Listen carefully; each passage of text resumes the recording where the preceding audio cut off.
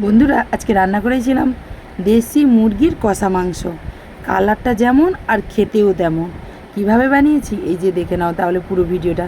মাংসটাকে ভালো করে ধুয়ে নিয়ে এসেছি। এই যে মাংসের কালারটা দেখেছো, খুব সুন্দর কালারের, আর মাংসটাও খুব ভালো দিয়েছে। ধুয়ে নিয়ে এসে এই যে লবণ দিয়ে দিলাম, একটু সরিষার তেল দিয়ে দিলাম, তারপর হলুদ গুঁড়ো, লঙ্কার গুঁড়ো পরিমাণ মতো দিয়ে দিয়েছি। পেঁয়াজগুলো কুচানো ছিল, পেঁয়াজগুলো নিয়ে নিয়েছি। আদা রসুন পেস্ট করা ছিল, নিয়ে ভালো করে মিক্সড করছি।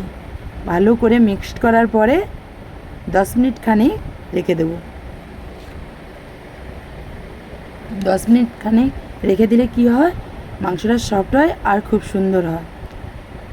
তারপর এই যে ভালো করে পেঁয়াজগুলো মানে লাল লাল করে ভেজে নিয়েছি। তারপর লঙ্কার গুঁড়ো আর হলুদ গুঁড়ো পরিমাণ মতো দিয়ে দিয়েছি, কেননা কম দিয়েছি।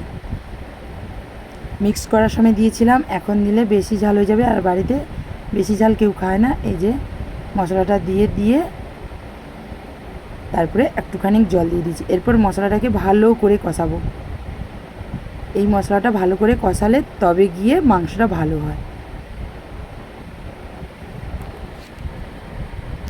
কার কার কষা মাংস ভালো লাগে বলবে সবাই কমেন্ট করে। আমাদের বাড়িতে তো সবারই ভালো লাগে খেতে, তাই ভাবলাম আজকে বানিয়েই ফেলি।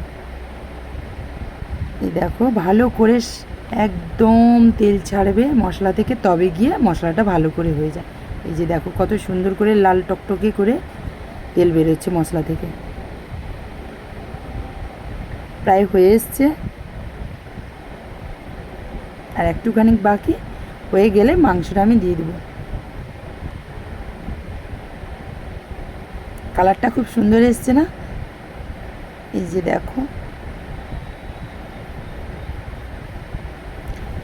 এরপর আমি মাংসটা দিয়ে দিলাম। মাংসটা দিয়ে এরপর ভালো করে আমি নেড়ে চেড়ে নেব। ভালো করে না নাড়াচাড়া করলে কেননা নিচে বসে যাবে, আর বসে গেলে কিন্তু মাংসের টেস্ট হবে না, পোড়া পোড়া টাইপের স্মেল আসবে, ভালো লাগবে। একটুখানি লবণ দিয়ে দিলাম, কেননা মিক্সড করার সময় অল্পখানি লবণ দিয়েছিলাম, এই জন্য লবণ একটু কম কম লাগবে। এটা তো কষা মাংস হবে তাই দিয়ে দিলাম। এরপর ভালো করে কষবো। কষা এই যে দেখো মাংসটা পুরো ভালোভাবে কষানো হয়েছে। ব্যাস, রান্নাটা আমার কমপ্লিট। পুরো চুমুবালা রান্না।